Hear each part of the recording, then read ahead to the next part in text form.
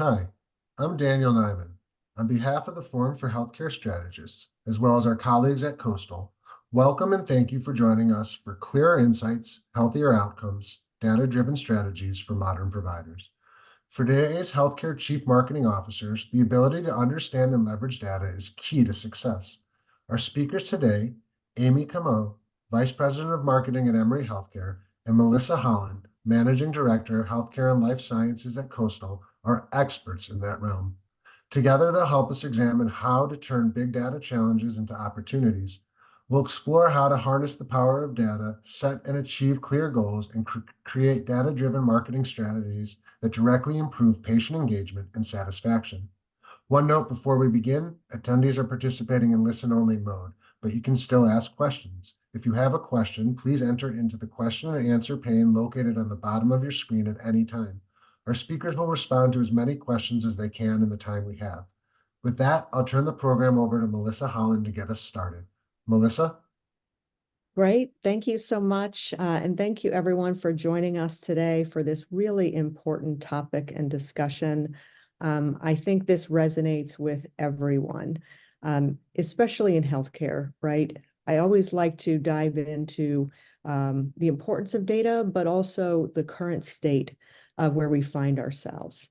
And nobody but a farmer wakes up one morning and decides to build a silo. Yet that's exactly what has happened naturally over the past decades in healthcare. And I'm so excited that Amy has joined us today for this topic. Amy, not only have you become a data scientist, a data analyst, a data engineer, when it comes to all things data, you have really led the conversation in multiple ways throughout your experience at Emory. But let's take it back a moment. I would love to hear more about a bit more about your background in particular, because I think it's helpful for the audience to understand the lens in which you bring this conversation to has been really helpful in your role at Emory. So if you could take the time and share your experience and a bit about your background, I think it'd be helpful for everyone to hear. Oh, absolutely, Melissa. It's my pleasure. And to all of you who've joined, I really appreciate you taking time out of your day to spend some time with me and Melissa as we have this fireside chat conversation. So people who know me well and I'm close to know that healthcare is my second vertical. I've always been in marketing communications. That's what I went into. But the beginning of my career, I spent a decade doing marketing, communications, and ticketing for performing arts organizations. In particular, most of that time with opera companies. I was a music major by background in undergrad and got a secondary degree minor in music business that allowed me to take a lot of classes at Kellogg and Medill. I went to Northwestern. So I got some training in the marketing space, even when I was a music major. So I like to tell people that there's a lot of us that are music majors and arts folks that end up in marketing because it is the perfect left brain, right brain exercise. And so anyways, we're uniquely suited to this. But my background, and the reason I mention it, is that I came from basically the world of selling tickets. And so in selling tickets, and this was pre-CRM, this was pre-digital, I was involved in building some of our company's first website. So this is a long time ago. But the goal with performing arts marketing and ticketing, and even our sports partners, anybody that's trying to sell tickets, the first thing you do is you want to create, it's the same funnel. You want to create awareness, then you want to get somebody to buy a single ticket. Then once they buy a single ticket, you're trying to sell them another ticket to another event. And then eventually you're trying to get them to become a subscriber or a season ticket holder. And then you're wanting them to renew. And so that's the lens that I bring to this. It's really a retention play. It's acquisition and retention.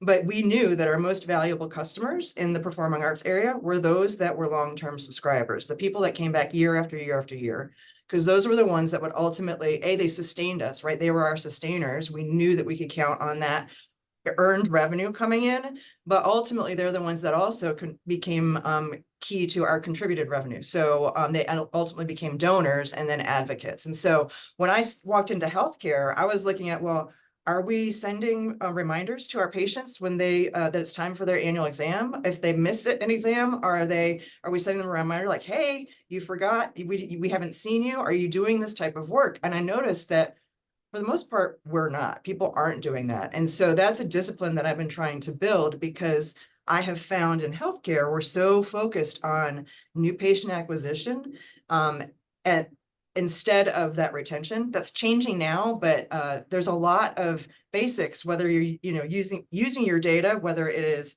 highly structured or highly unstructured, and whether you're using technology or not, there are opportunities to really look at that mix of new patient acquisition to patient retention. So hope Yeah. that kind of gave a little bit of background. I could go on and on. I obviously have a soapbox about it, so. No, it does. And I think, I mean, healthcare is personal to all of us, right? I mean, the consumer expectation is ever increasing. The channels in which we communicate are ever expanding. And I think it's important that really the data that is sitting, whether it's sitting currently in a silo or it's sitting somewhere else in your healthcare system, that data helps inform, right, your decisions that you're making each and every day within your business. And I know folks don't like to refer to healthcare always as a business, but truly, that experience and that expectation is relying upon the data, and it is driving business value. That experience overall, there's no doubt we have quality healthcare in this country that is exceptional. We're very fortunate, but the experience itself, I think, we hear about all the time, right? Like, how do we improve that experience overall? How do you create customer loyalty, right? When you're talking about retention strategies. So the silos, being a barrier, are ones that we find today. We can remove those silos, right? But I think probably we want to do a deeper dive on what that looks like from a metrics perspective. So looking at sort of the next slide into our discussion today, can really highlight again how you view this, Amy, this ecosystem, this marketing ecosystem. Again, patients are not a single pane of glass, right? There are multi-layers to a patient. There's multi-layers to their families. There's multi-layers to their needs. How do you balance all of that in taking into account your everyday responsibilities and matching that with not only the consumer experience, the patient experience, but how you're measured from an ROI perspective, I think also needs to be just understood. Yeah. Well, it's an interesting conversation, particularly in our industry right now. And as marketers, no matter what industry you're in, we always serve as the voice of the customer, right? And in some industries, not healthcare, but in other industries, marketing is responsible for the entire relationship with the customer. What I find interesting in healthcare is that every single one of us that work here, from the clinician to marketing to finance to our digital teams, and I'll get to the Venn diagram in just a minute, we all are responsible for the patient experience. It's not just the digital patient experience, it's the entirety of the patient experience, both when they're on site in our bricks and mortar or when they're doing a virtual visit, or all of the non-clinical interactions. And so the silos have built up over time because each of those, and I'm going to use the non-clinical areas, each of us have a major role to play in making sure that patient has a good experience. And but our data sets and our the lens through which we look and the tools that we use for that are unique to us, but they overlap. And so we've found this Venn diagram is something that I envisioned, and I thank Coastal for actually putting it into such a beautiful illustration, because normally I just use my hand and draw it on a whiteboard and it's messy. But really, we're looking at, as we started building out our CRM and marketing automation capabilities, we saw that digital was also doing theirs with the EMR and other opportunities. And then we now have a transformation office that our access team sits and health equity teams sit in. And so we all overlap, and we all have tools that we can use to communicate and engage with our patients.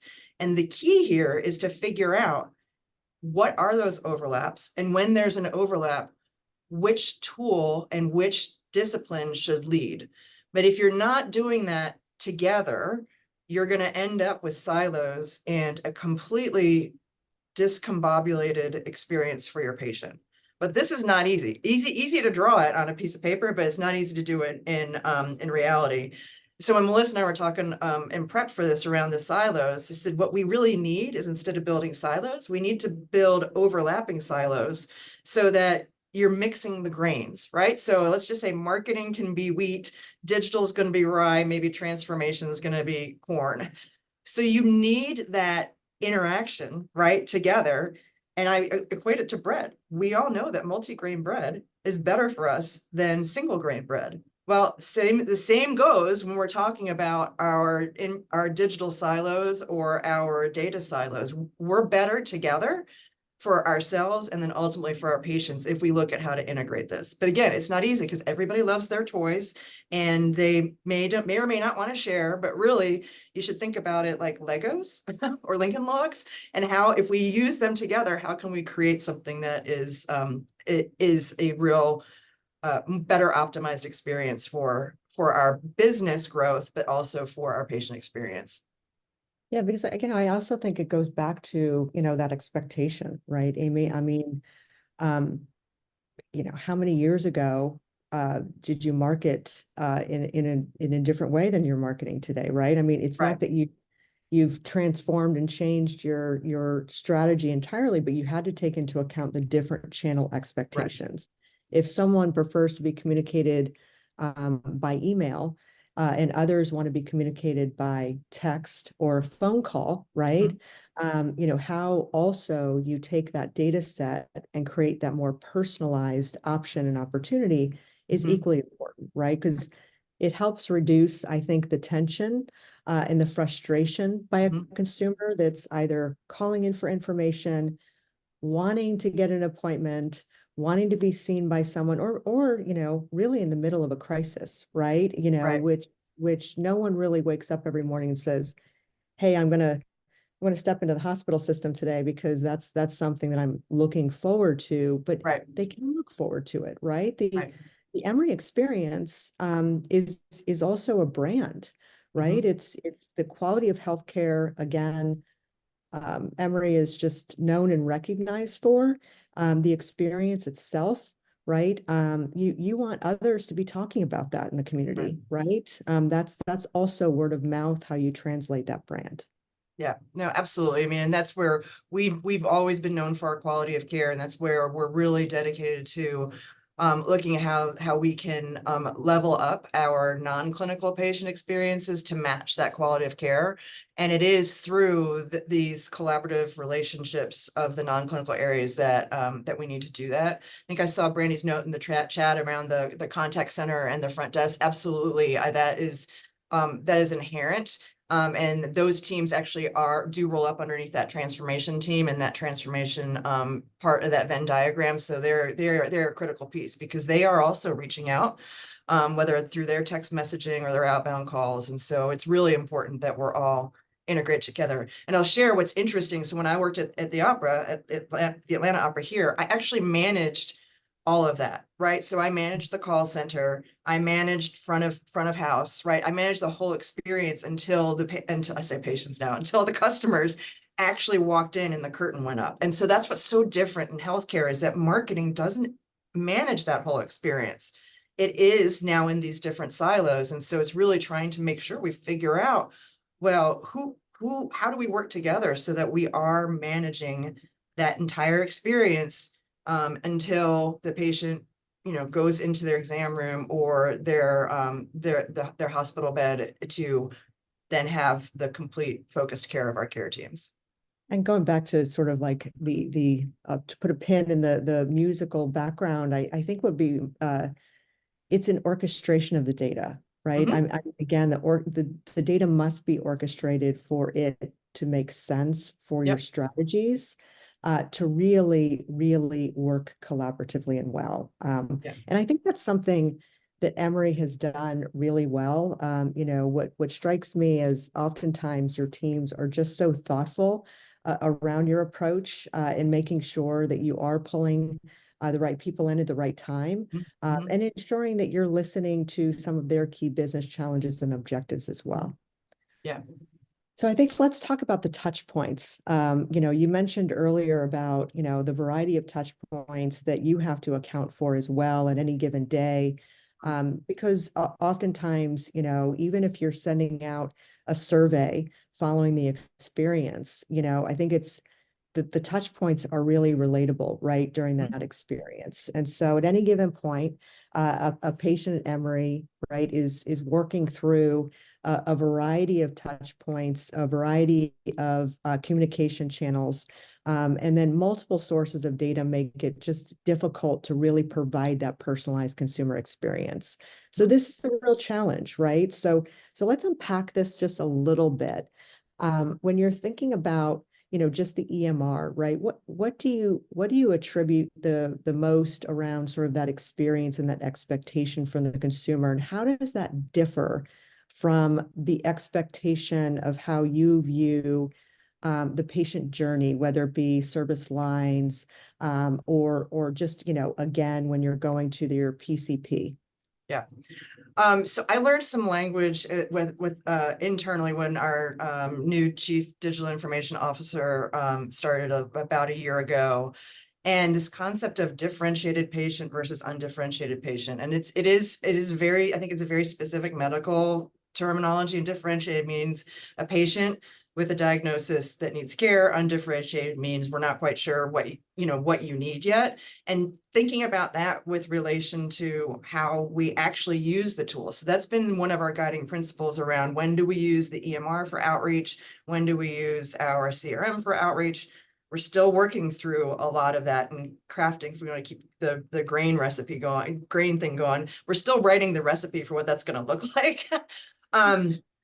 But so for me, from a patient perspective, the EMR, and you're a patient and you know who your doctors are, you know, that all should rest within your EMR and your portal, right? Like those conversations should be having there. Like I'm not going to email my physician if I've got a question around whether something's healing correctly, or if I need you know, I've got a sinus infection and I need a prescription. All that should be in the portal. And I don't, you know, my team does not need to have any interaction with that short of the making sure the portal is branded correctly. Right. But then there are other things when, let's just say you are an existing patient of your health system, but we want to, and this is the language as marketers use, we want to cross sell to them, right? We know, like, let's just say somebody came in for heart care, but they don't have a primary care physician with us. Well, we know it's better, especially for those of us that have accountable care organizations and clinically integrated networks. We need to make sure that we are watching and growing our attributed lives. So how can we cross sell from that heart patient to make sure, hey, do you have a primary care physician? If you don't, you know, please consider one within our system so your care can be all in one place. Likewise, we might have a primary care patient and we can see within their medical records that they are, you know, they have some diagnoses that might lead to a certain care. That's then where we have to sort of partner with our care teams and the EMR and figure out, well, is there a marketing outreach that we can do that is benign, right? It's not saying, hey, we know you have this diagnosis and that, so therefore you should consider this. But we do something, I did this back when I was marketing uterine fibroid embolization. We would mine our data, but then we would just send a general letter saying, did you know that, you know, whatever it was, 1 in 4 women have fibroid, and that's the rate of that is twice as high in African-American women. If you or someone you know is affected by uterine fibroids, please come to our, this was back when we did in-person seminars, which we don't do anymore. Hey, come to our in-person seminar and learn. So those, I think you have to look at what are those use cases so that you're managing the privacy of your actual patients appropriately, but you're also meeting their needs based off needs that they know they have and needs they don't realize they may have.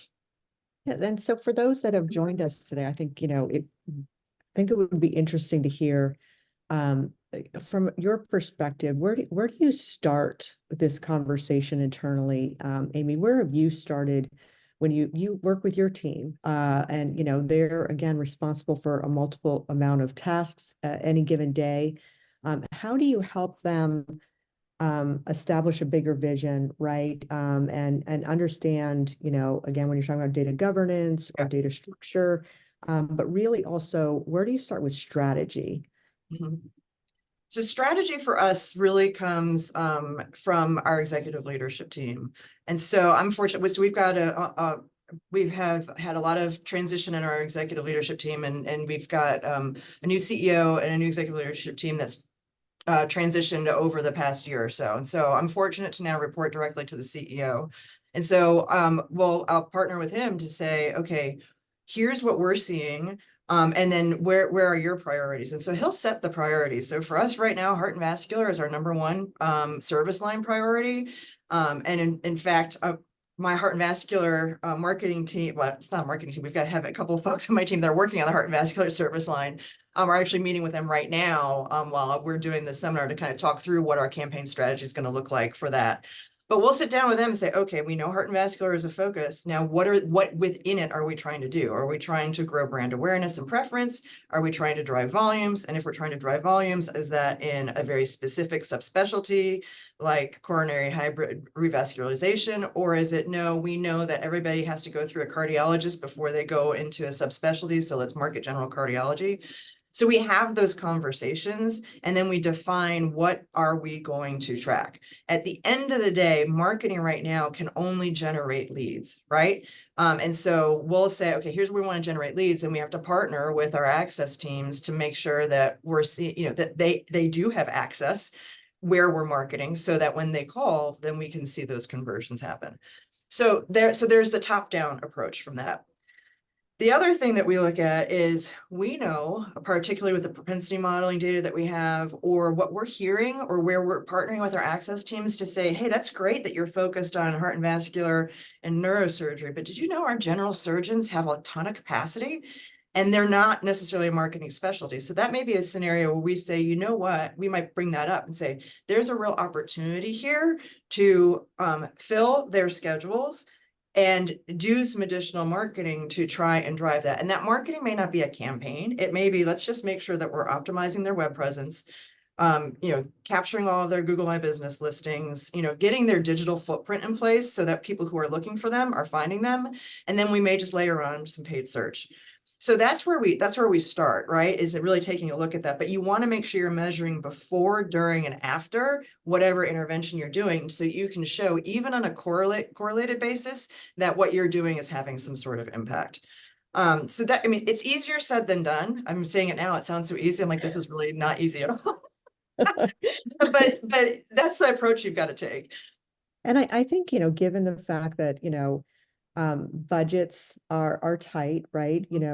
Oftentimes teams are small, right? And having to deal with a very heavy workload. And taking that into account, how do you view, when you're thinking about campaign performance, campaign metrics, how do you measure success when it comes to those? And how do you take the data that's helping inform you on those decision trees? How do you really take it from a lens of evaluating, going, if we need to reapply or look at how we reassess our budget numbers, how much more are we going to invest in media this year compared to digital? And just walk me through how you really look at this from a performance or a metrics on, say, conversion rates, right? I mean, there's those data strategies have to be accounted for. Yeah, I mean, we're fortunate that we have that we invested in CRM, and we're able to invest in actually a consumer insights analyst on our team, which we hadn't had prior to the pandemic. And so we start with the basics, right? One is we create unique landing pages for any of the marketing that we're doing, so that nobody can get there unless they're going through a marketing tactic, like a unique URL or a highly tracked UTM code through digital. And then on that form, or on that page, we have a form that captures the demographics that we need of that patient, or we have a unique phone number that's trackable, that's only used for marketing. So there's several different vendors out there that you can do this with. And so we'll know that any of those leads that come through those forms or that phone number on that page are 100% attributable to marketing. There's no way that anybody would be able to get there without, you can't search, you can't do a Google. I mean, if you do a Google search and you find that page, it's because you clicked on one of our paid ads, right? So that's how we're able to capture that. Then we're fortunate that our CRM is able to match that data up against our EMR and our data warehouse to then track whether that person schedules an appointment, keeps that appointment, and then ultimately if they have a procedure or some sort of intervention. And of course, that's where we're trying to track how long does it take for someone to actually fill out a form or take an action on a marketing action to actually lead to that ultimate appointment that they show up for, and then ultimately that that procedure or encounter that generates, you know, even more revenue. And so that is that's the ideal state, right? But that doesn't always work. And you may Yes. not, you know, and depending on how you know, how it's all set up and how the data is, you know, we all know dirty data in, dirty data out. But that's, I mean, that's the ideal state, that's table stakes.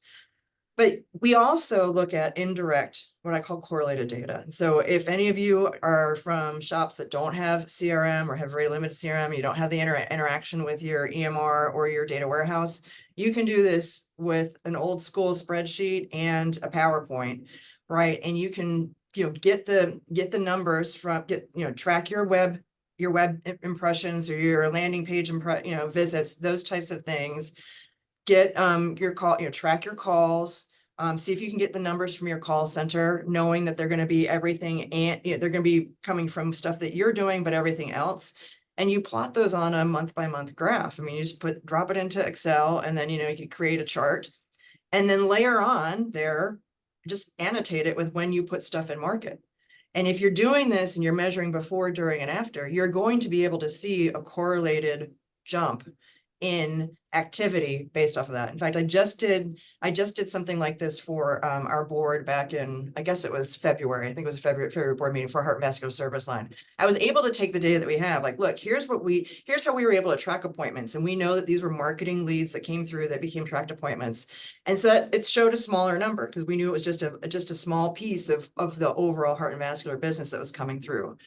But then I did add in the correlated data of calls, overall appointments for Heart and Vascular Service Line. And then I showed where, when we have evergreen stuff, right? When we've got our paid search, we've got our Google AdWords, we've got our, content marketing, all the stuff that we know that happen, Google My Business, all that stuff that, that's happening year round.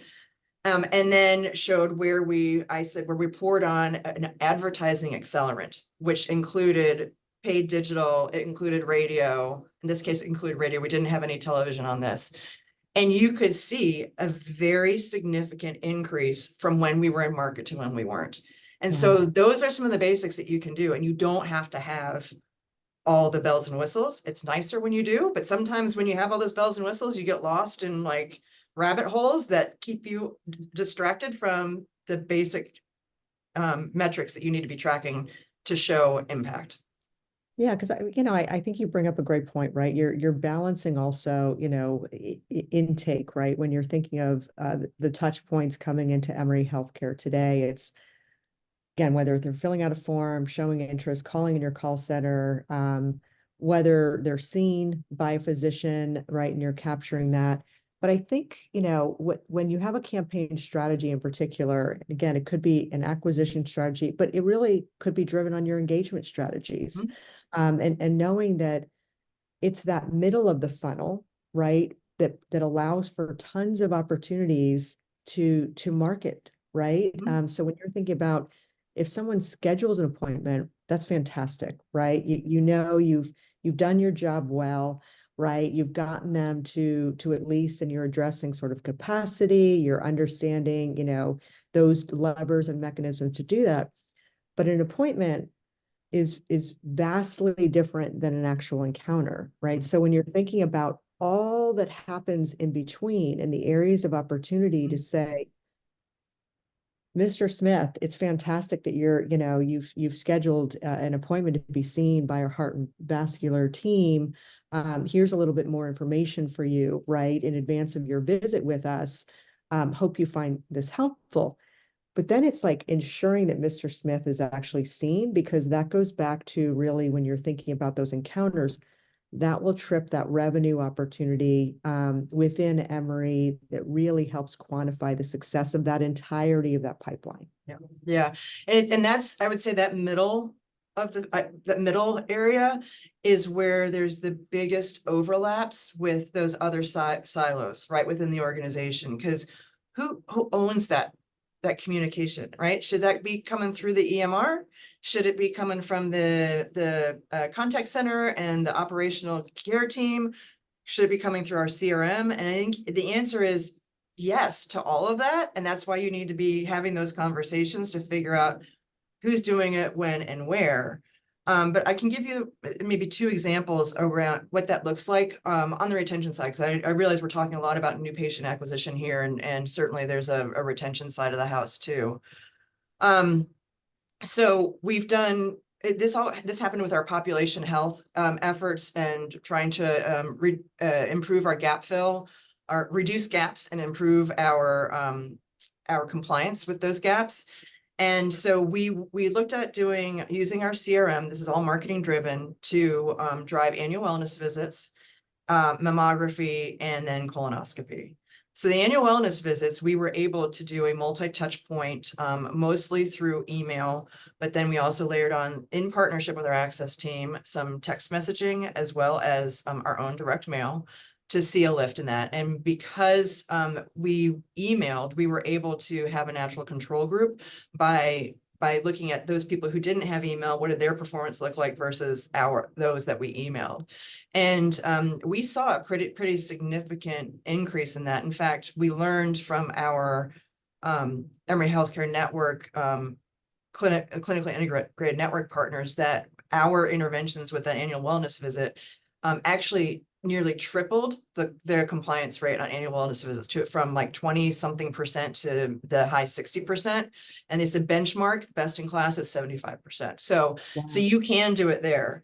But then I'll say the flip side of that is that we were never really able to get mammography off the ground because we could never consistently have access, right? And so even if we just narrowed it to one section with access, there was always this internal anxiety and tension around driving someone into, and a leader on my team will say, driving somebody into a brick wall.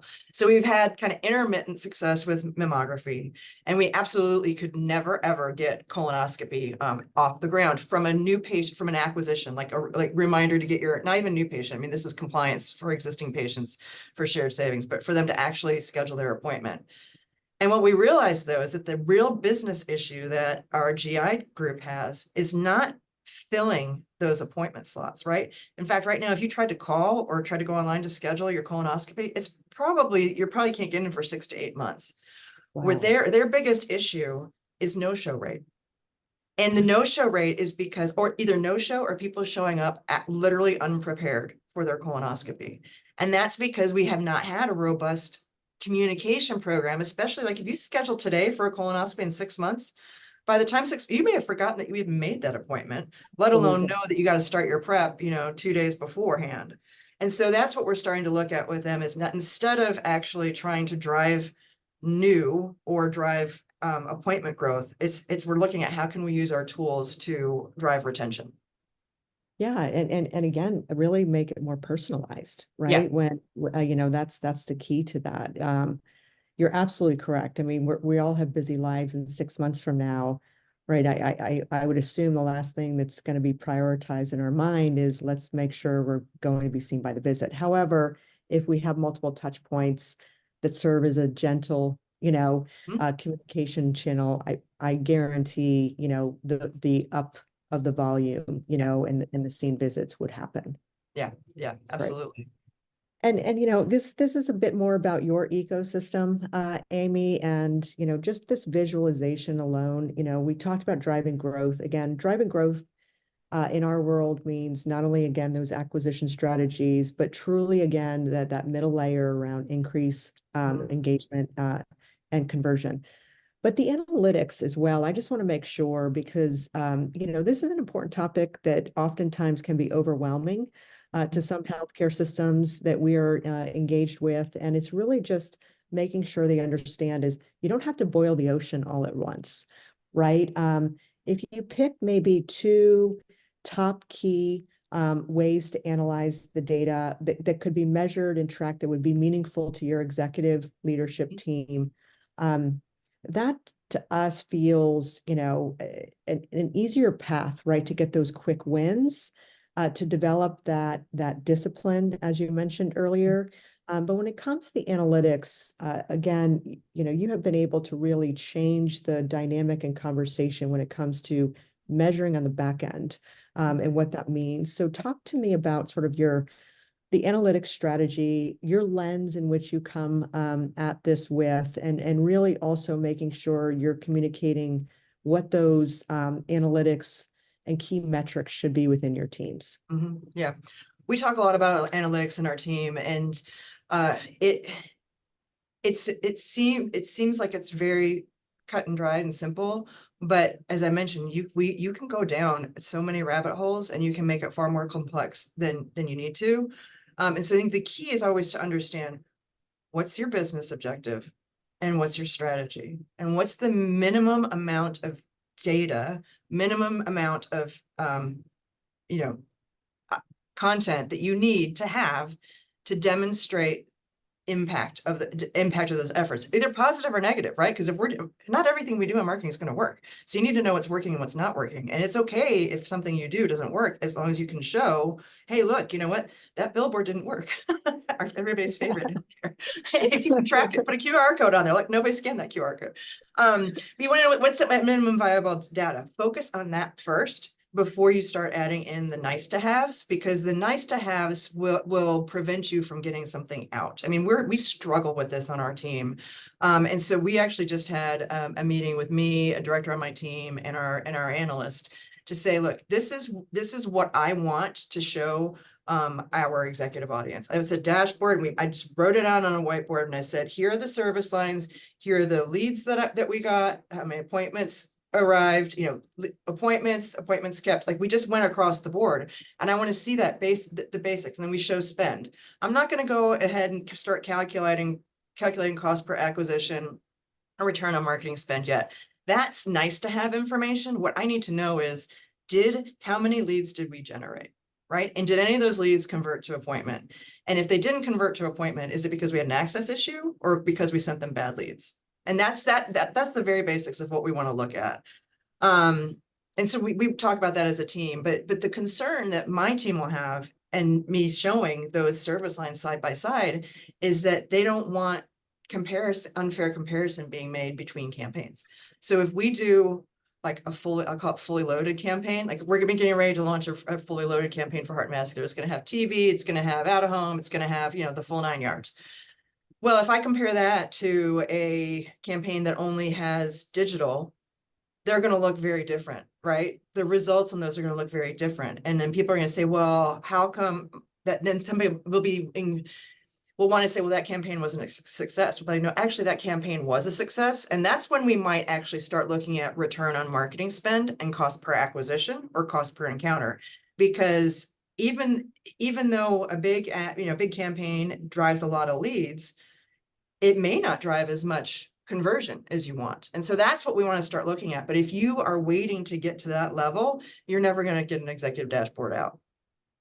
That is true. And honestly, when I've had conversations with leaders where I start talking about ROMI, and they're like, what's ROMI? I said, it's return on marketing spend or marketing investment. Oh, you mean ROI? So like, don't get cutesy with our terminology, right? Like, you want to speak in the terms that they use, and very basics, right? Just to show impact. But yeah, you can get lost in the weeds and some of this stuff. And so for me, I'm constantly having to pull my team out. Like, look, I know you want to see spend by media outlet, spend by creative execution. And yeah, that's important to us, but it's only important to us. And if we wait to get to that level of perfection in our reporting, we actually aren't reporting anything out. And it looks like we're not actually tracking anything when we are. So let's get out the basics, and then we can layer on and add additional, like, new features, right? All of our software vendors will say, hey, we've got a new feature coming. Let's do the same with our internal reporting to our executive audiences. Like, here's what we have. Oh, and this month we've added a new feature. Data point that we're starting to look at. And given your background and experience, within the ecosystem, and knowing, you are dealing with compliance issues every day, right? So when you're thinking about, HIPAA in particular, you're thinking about data governance and going through scrutiny over, security rules and everything else. That's also part of, what you have to take into account, right? Yeah.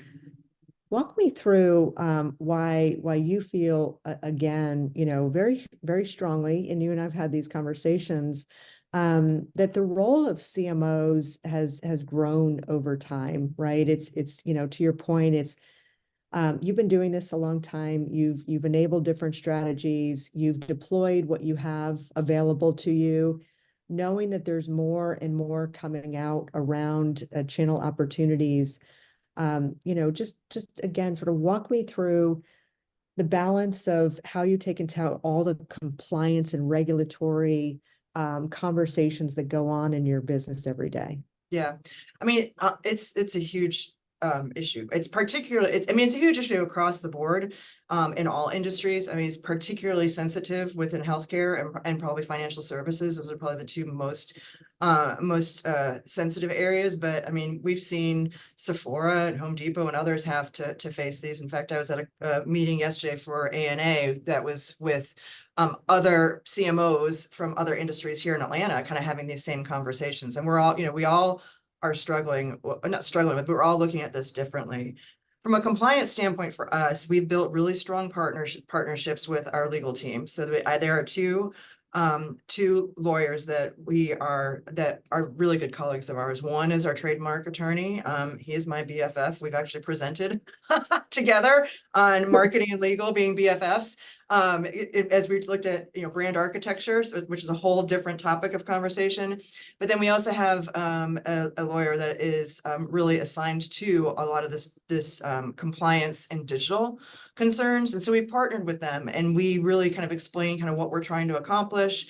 And when all of the OCR, HHS stuff came out, we really talked through it with them, and we're able to figure out kind of where Emory's guardrails were so that we could move forward and not just bring everything to a screeching halt.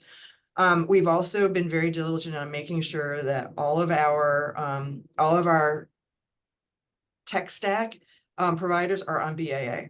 Because if they're on BAA, then you know that you have met the literal letter of the law to protect HIPAA.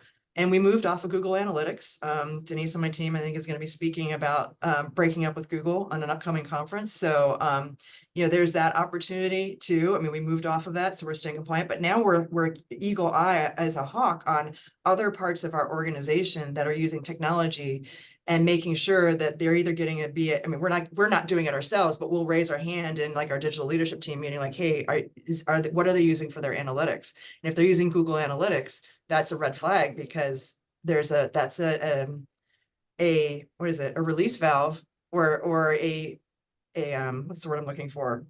A risk point, right? Where our data could be compromised because you don't know that one of your vendors is actually using Google Analytics for their analytics and we're working with them on patient data. So those are real important things. We worked with the digital lawyer, especially on our contracting with all of these tech stack tools, our CRM, our marketing analytics, all of that to make sure that we're in full compliance. And so, the moral is become best friends with the legal compliance team within your healthcare system, but also, I mean, just trying to track all the regulatory updates coming out as well. I mean, that's in itself can be very daunting, but it can be done. I mean, I think what it has always encouraged me about Emory again is the approach you take around innovation and digital transformation. Really, again, has been thoughtful, but it's also been considerate of the other departments, right, that are also doing the work on behalf of the consumer, the patient, right, each and every day. And everyone has great intentions, right, to make the experience that much better. But it's complicated, but it can be done again, and I've seen it firsthand at Emory Healthcare. So when you're thinking about, again, the top of funnel, middle funnel analytics, I think we've sort of walked through as much as we possibly can. I think if you want to really just capture before we sort of open it up to the line of questions we have from the folks joining us today, what words of encouragement really can you offer for those that may be just starting out in their digital transformation journey? Maybe they've gone down a path and maybe they feel like, was this a worthwhile investment? Right. How do we unpack this? How do we view this? And really just words of encouragement that it's okay sometimes to fail, and measure against it, and track those along the way. But how do you feel also you're doing in your journey? And does it become so frustrating sometimes that you just sort of go, why am I doing this? And is there a better way? Yes. Like I mean, everything I've been talking about, we have gone through these struggles. Like we've gone through these internal battlegrounds ourselves. Like, why is this so hard for us to get out an executive dashboard? I mean, we've been battling it for so long. And now, of course, we started out one way on one EMR, and then all of a sudden the system shifted to another EMR. And so that really, like, we were right there at the Holy Grail, and then we shifted EMR. So we had to start all over again. So I mean, it's easy to get down on all this stuff, and it's easy to get frustrated, but try not to. Always go back to the basics, right? What is your business strategy?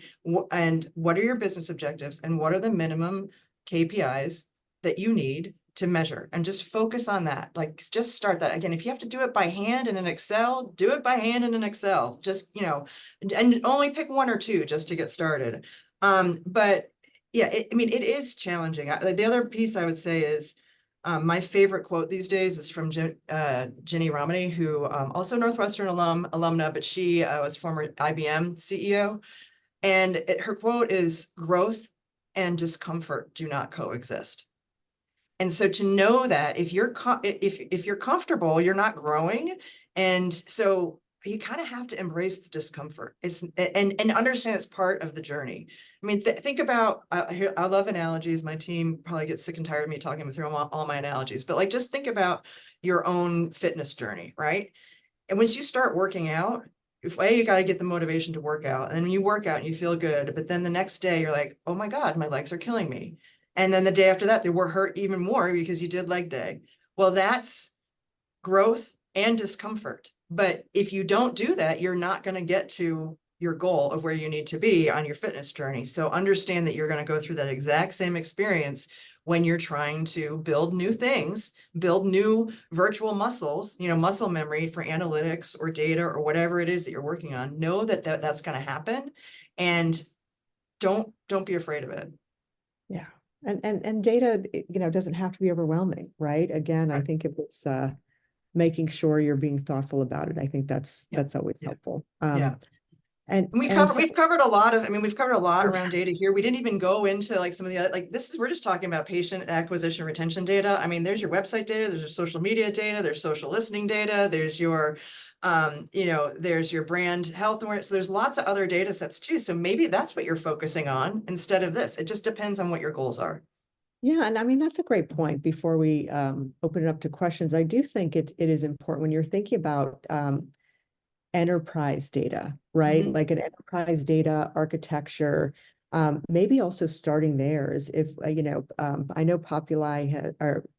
Emory has invested in a propensity model data, third-party data to really, again, help inform and create better insight when it's aligning to service line journeys, in particular, creating greater market share. However, to your point is, you have call center data, you have forms data. I mean, there are multiple layers of this data where it goes back to that patient or consumer. They are not a single pane of glass. Right. It doesn't account for every single goal and attribute that you Right. have to be measured against. Right. So maybe it's starting with that data architecture as a way to really help inform again, how you lay out a path and strategy and where you're going to start. Yeah. And it could be as fundamental as that, like where Yeah. you're capturing data today and mapping that out in a way that makes sense, to help you create more informed and greater insight. Yeah, I mean, for me, I mean, I do all the, all those leadership profiles and, work style profiles. I'm a relator. I'm a relationship person. Like I've been described as a collaborative leader. So that's what I do. I mean, I go out and build those relationships and form those allegiances, to try and do that, because marketing's not going to control the entire data set, and we shouldn't, right? But we need to be looped in on that. And so This is difficult if your system doesn't have a path forward on that. And we didn't for a while at Emory, but now with our new chief digital information officer, and he's hired a chief data and AI officer, all of that is now being looked at, right? We're developing responsible AI, guidelines. They're looking at what the whole like data governance structure is going to be. So all of that is finally coming, and that's really exciting. And we're fortunate to be involved in that conversation.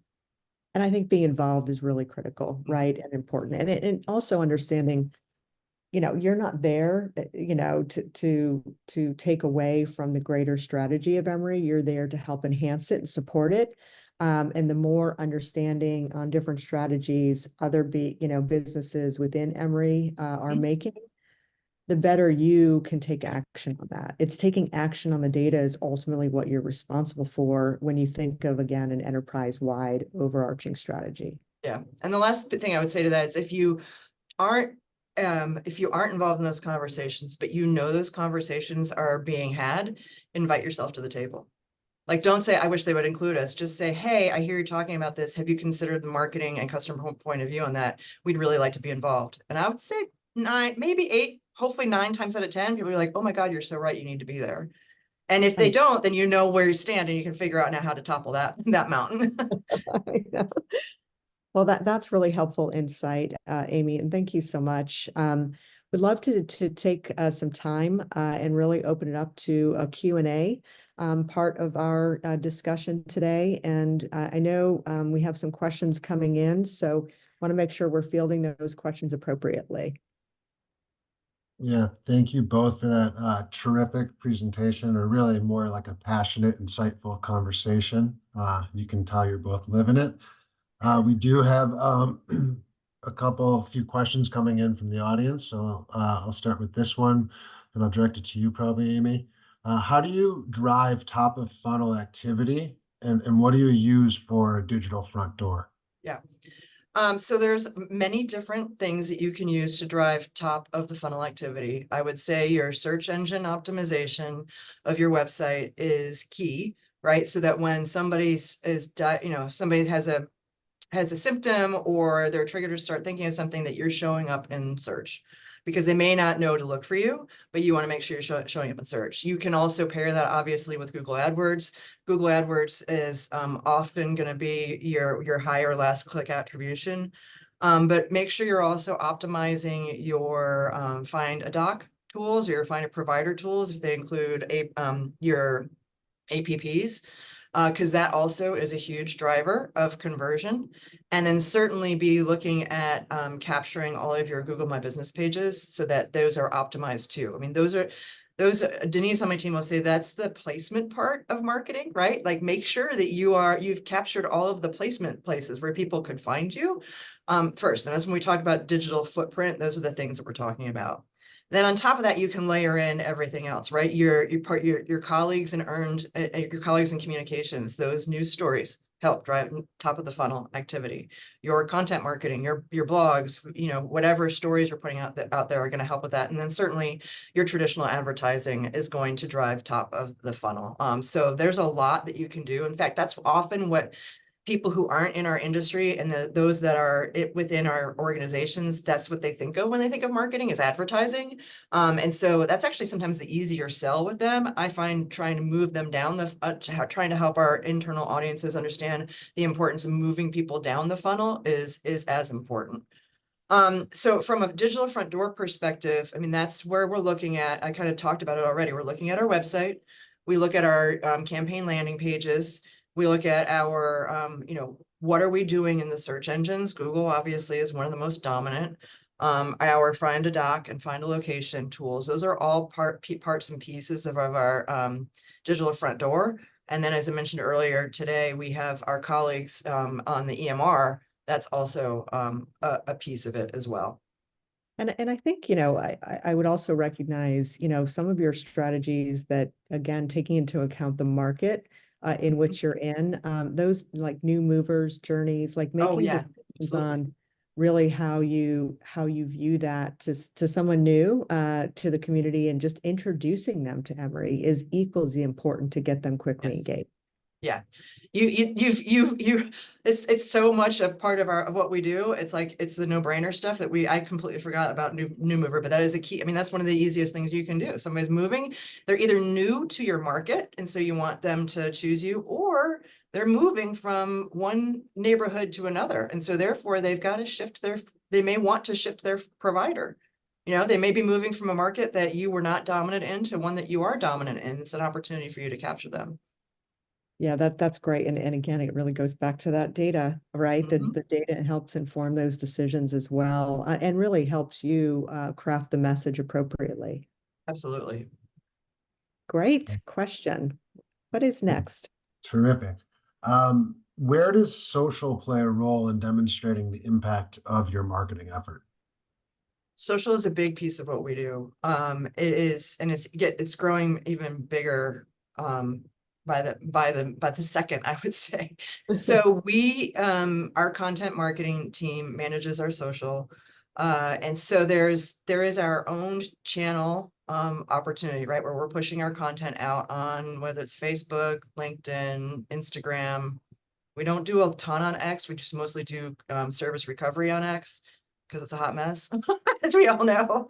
But we do a lot there, just trying to gain traction. We've found actually for us, Heart and Vascular, Facebook is a great tool for us for driving acquisition. I mean, I couldn't tell you why. We need to dive more into those insights, but it has been very popular tool for us, and we will, geo-target, and we're able to look at, how do we how do we hone down in the audiences? I know Meta kind of changes things on us all the time, but we're looking at how we can do that both through boosted posts on our end, but then also partnering with our agency of record on the using paid social media through Facebook. But the other piece of it, and I think this is where we are wanting to grow our opportunities and grow our capabilities, is in social listening. So we made a concerted effort at Emory, and I say we, the global we, to improve access. So my partner on the access to VP of Access, they really worked to make sure that we had scheduling available, doing online scheduling, having availability next day, same day or next day access in as many places as possible. And so there was a big effort on all of that. And we wanted to see, and we knew, and this came out of a lot of complaints, especially after we moved on to our new EMR, around people not being able to make an appointment. I mean, all those growing pains that happen when you switch EMR, which is necessary, but it is also one of those moments of major discomfort for the organization, but also for your patients. So we were seeing all this activity, next door activity, all this, social media. And so we were trying to figure out how can we tell if the interventions that are being done to try and improve access are actually having impact. So we partnered with a couple of different providers to help us with social listening. And now we track it. We're able to see what are the things that popped this month? What are the things that didn't pop this month? And so now we're able to see, complaints about our EMR and billing have dropped.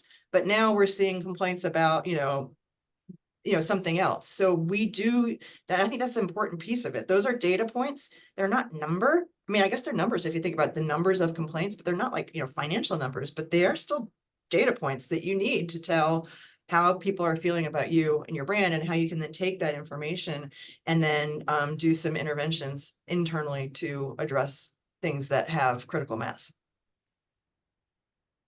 Great answer, Amy. I think very helpful as well. Social media, yeah, that's the other thing that's ever changing and always growing. Mhm. Great. I think we've got time for just one last question here.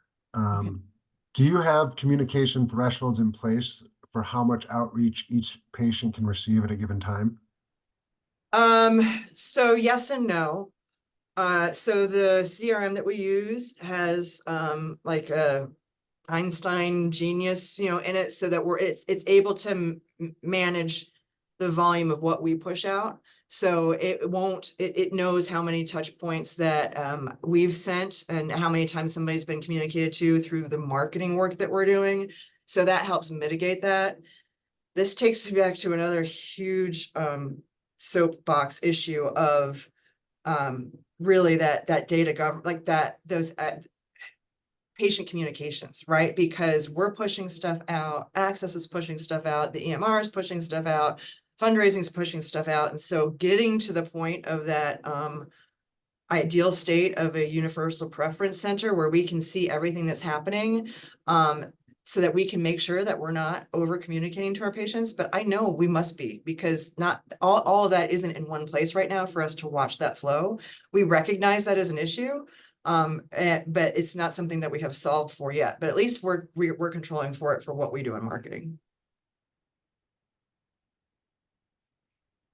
Well, that was terrific. And with that, I think we've come to the end of our time. I'm sure the audience will join me in thanking both you, Amy and Melissa, for sharing that awesome conversation and expertise today. And thanks to our audience for carving out time to join us for this important conversation. Please note that if you asked a question that we weren't able to get to, we will do our best to get a response to you. We will also be sending out a link to the webinar recording in the next couple of days, so please be on the lookout for that. Finally, be sure to give us your feedback by completing the evaluation survey as you exit the webinar. We look forward to seeing you at future webinars, and check the forum website at healthcarestrategy.com for details, and be on the lookout for more information on the 2025 Healthcare Marketing and Physician Strategy Summit in Orlando, April 30th to May 2nd. We hope you'll join us for our 30th year. That concludes today's program. Thank you and have a great day.